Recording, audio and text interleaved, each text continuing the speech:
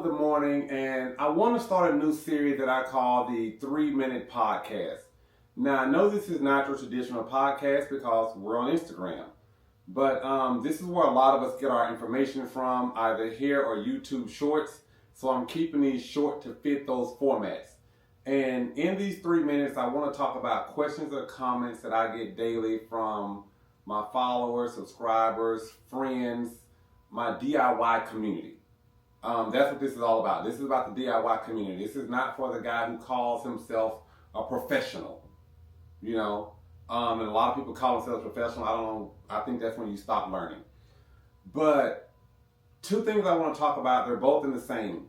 And we're going to talk about taking cars to the bare metal and what to do with them once you take them to the bare metal.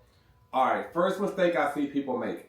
If you are sandblasting a car, you cannot immediately take that car to primer, etching, 2K, or epoxy. You have to sand that car with an 80 grit sandpaper using a DA or some type of a rotary. It's going to take you about 60 to 90 minutes, but you have to give that car mechanical adhesion for that primer to stick and bite. This is your very first layer, so it is your most important layer. But coming straight from sandblasting to primer, you are going to mess up. Sand that car with 80 grit, put an epoxy primer on it so it will bite.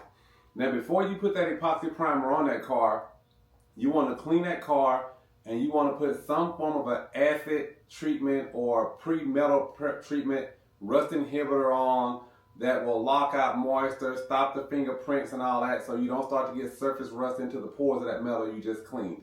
Okay? The next area is a lot of people get their car soda blasted.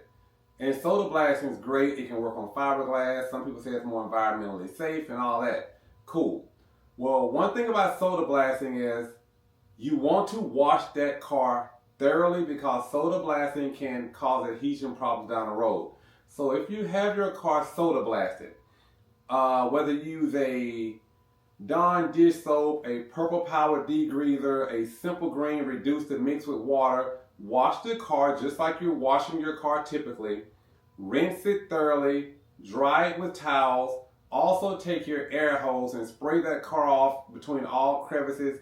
Anywhere you know water sits that's already previously caused rust. Make sure those areas are extremely clean and dry.